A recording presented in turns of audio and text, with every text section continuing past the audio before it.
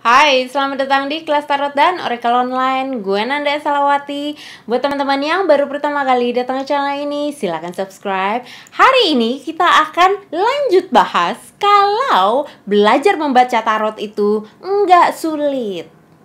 Oke, ini kayaknya sedikit ranting sih, cuman moga-moga ini video masih berfaedah ya. Sebenarnya awalnya itu kami nerima satu komentar yang agak bikin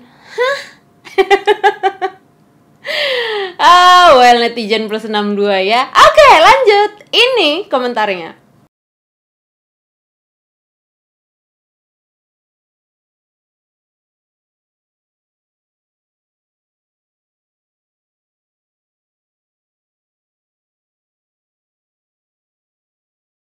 Gue kalau nggak salah baca tarot itu mulai 2004 deh. Gue lupa, saking sekian abad lamanya lah ya kan gue udah baca tarot gitu ya kan. 2007 gue mulai penelitian akademis ya, tolong academic research. Jadi berdasarkan komentar yang tadi, cara menjelaskannya agak lebih profesional. Gue kurang profesional apa gitu ya kan. Well, ini sudah kajian dan penelitian akademis. Kurang profesional apa?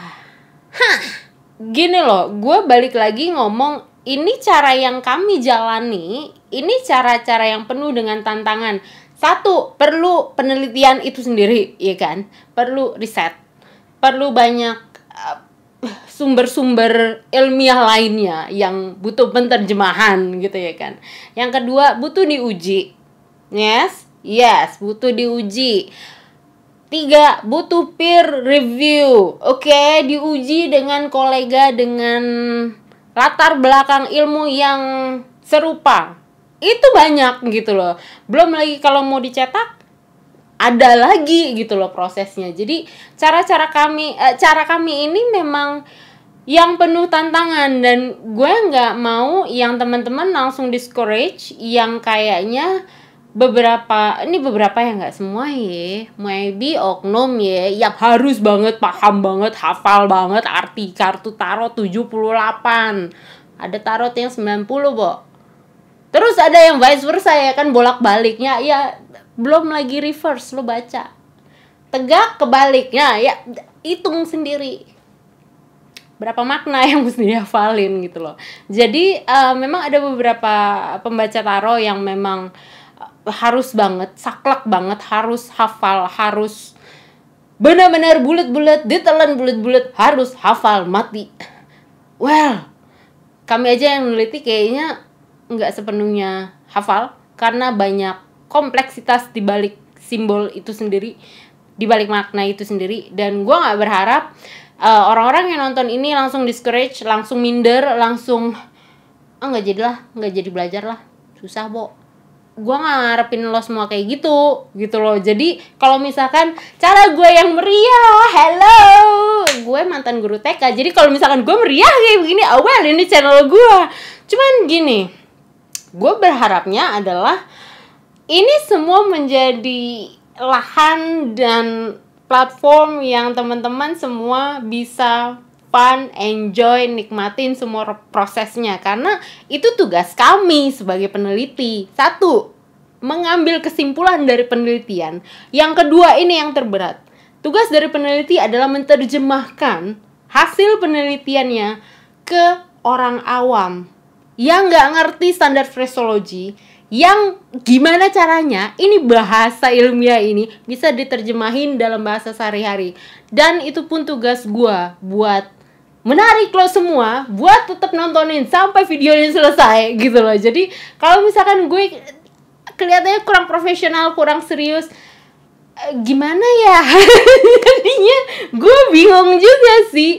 Sedangkan ini buat membaca tarot, ini ada cara-cara yang lebih, gue nggak bilang gampang, tapi lebih shortcut gitu loh. Jadi yang penting lo paham gitu loh. Jadi penelitian gue memang ditujukan untuk publik, cuman lau pada paham kagak itu isinya semua penelitian gue gitu loh ya. Kalau mau memang paham ya kunjungilah itu Perpustakaan Pusat Universitas Indonesia ya kan, Perpus Pusat Universitas Indonesia itu di situ ada penelitian gua. Kalau mau baca, kuy. Pendekatannya adalah pendekatan mitopoik. Jadi mitopoik itu berkutat sama yang namanya mitos, mitologi, cerita-cerita rakyat, segala macam. Fable juga kadang-kadang nyerempet di situ mitopoik. Oke, itu pendekatan penelitiannya. Metodenya adalah hermeneutika. Jadi, yang komentar yang tadi juga ngomongin soal falsafah di balik kartu tarot. Falsafah di balik kartu tarot. Coba tolong di Google. Nah, ya ini kalau iseng aja ya. Jadi kalau misalkan teman-teman Google, hermeneutika itu beda dengan hermetik ya. Itu cerita di lain waktu lah. Nanti panjang ini video ya kan. Hermeneutika itu adalah ilmu cabang dari filsafat. Yes, ilmu filsafat. Tapi kalau misalkan di universitas atau sekolah tinggi, biasanya hermeneutika itu di jurusan-jurusan entah ilmu filsafat atau ilmu teologi. Jadi yang ke arah-arah mau calon pastor, calon pendeta, nah itu juga mengkaji tentang hermeneutika di situ. Ada di bagian ilmu itu. Jadi kalau misalkan hermeneutika itu membahas tentang simbol. Oke, jadi kalau misalkan ada tanda, ada simbol, itu beda tanda dengan simbol juga gitu ya kan.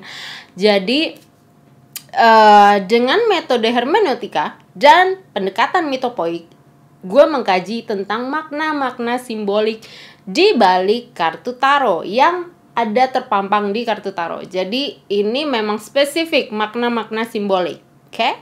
Nah, landasan teorinya waktu itu adalah Rider-Waite-Smith tetap sama. Oke, jadi landasan teorinya masih yang pada umumnya memang banyak referensi di situ ya kan, di kartu tarot yang itu. Tapi untuk batasan penelitian gue waktu itu hanya di Arkana Mayor. Jadi gue nggak bahas Arkana Minor di situ karena terlalu banyak.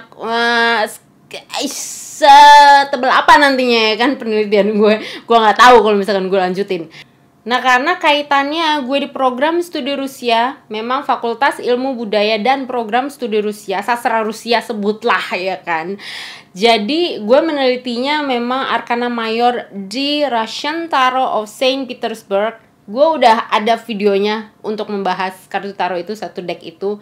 Jadi spesifik di kartu tarot yang itu memang landasan teorinya di Rider-Waite-Smith. Tetap memang gue tahu cara gue, jalan gue adalah cara yang tidak semudah itu. Karena berapa tahun tuh gue sekolah ya kan, perguruan tinggi loh, ini universitas ya kan, Universitas Indonesia gitu ya kan.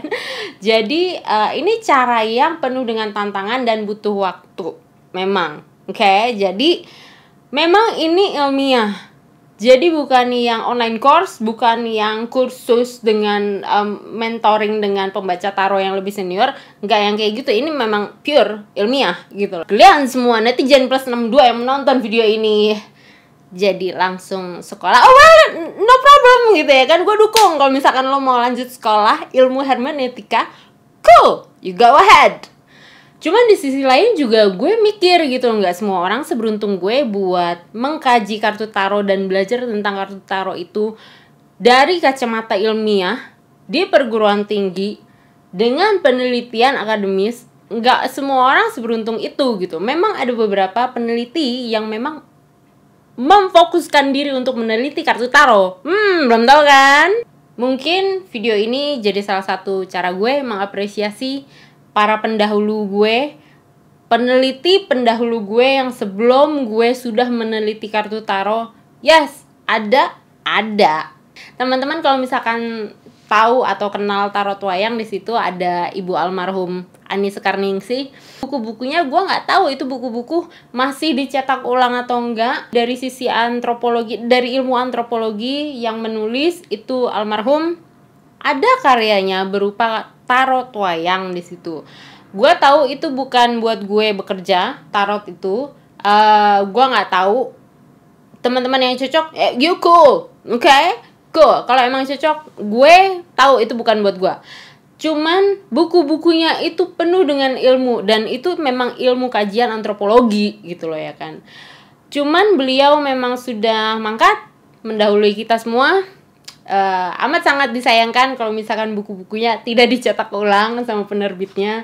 Gue berharap akan tetap dicetak ulang. Next, ada penelitian yang masih hidup. Yes, Bapak.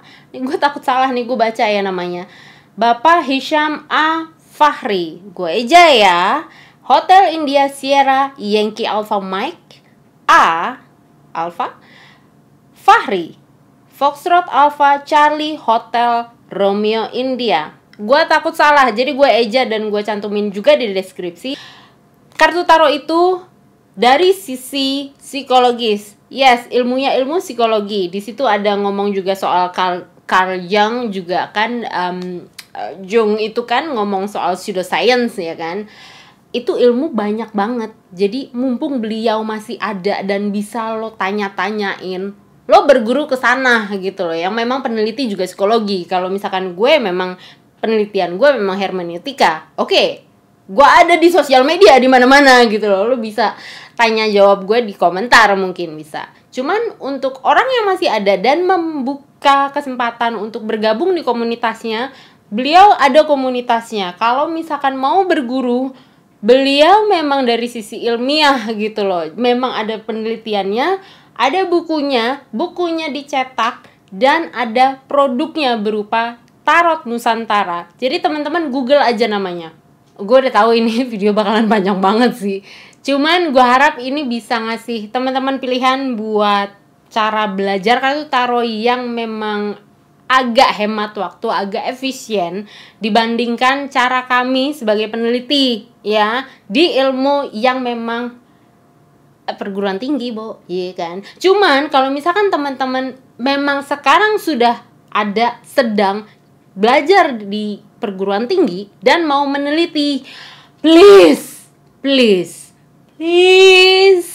banget, tolong penelitiannya diselesaikan. Kita amat sangat butuh penelitian tentang kartu tarot. Nggak usah tentang kartu tarot, Indonesia sendiri itu amat sangat butuh penelitian yang lebih banyak lagi. Jadi please selesaiin. Kalau misalkan teman-teman punya penelitian, ada research apa, dan di lembaga institusi pendidikan atau lembaga independen apapun yang meneliti, please continue, please. Kami menunggu, gue menunggu hasil penelitiannya.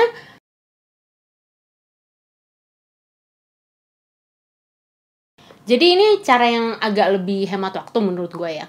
Jadi tarot itu sendiri, kalau kita ngomongin soal makna simbolik ya, tarot itu gambar itu adalah potret potongan dari jalan hidup lo, snapshot jalan hidup lo, snapshot lagi. Jadi dari foto yang dari gambar 1, 2, 3 dan seterusnya, ini ada nggak storyline-nya? Ada nggak bercerita nggak? Kayak baca komik aja kan ada grade-nya 1, 2, 3, 4, 5, 6, 7, 8, 9. Kalau lo pakai yang spread 9 ya.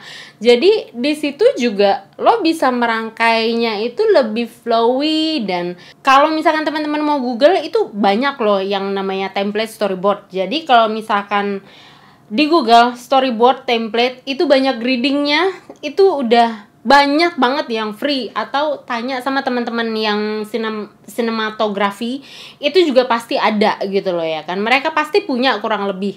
Kalau misalkan ada dapat, ya udah tinggal dirangkai aja gitu loh. Jadi snapshot 1, kartu 2, kartu 3 ini snapshotnya kayak gimana gitu loh. Kalau misalkan itu bisa lebih memudahkan, oke, ini gambarnya begini, masalahnya di sini, flowy-nya begini. Dan itu pun juga di hermeneutika juga memang gambar itu simbolismenya, selain simbolismenya, posisinya juga ngadep mana. Jadi kalau misalkan ada satu kartu yang dia mukanya ngadep ke sebelah sini, di posisi ini apa yang dihadepin nih. Jadi storyboardnya itu akan lebih gampang gitu loh buat kita menerjemahkan ke klien. Kadang-kadang klien udah pusing sama masalahnya, jangan ditambahin pusing lah terjemahin kartu-kartu lo gitu ya kan.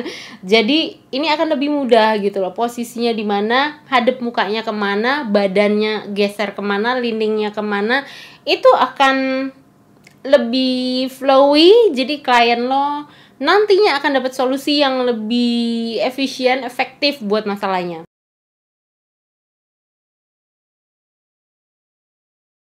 Oke, poin selanjutnya adalah batasan masalah. Jadi batasannya, frame-nya, misalkan lo udah punya storyboard nih, frame-nya ini, pagernya adalah masalah kliennya. Kalau misalkan dia mau rezeki gue, gimana bisnis gue bulan ini, ya udah di bulan itu aja lo bacainnya. Tapi perkara bisnis, bukan permasalahan kantornya dia yang sebelumnya. No, jadi batasan masalahnya adalah masalah klien itu sendiri.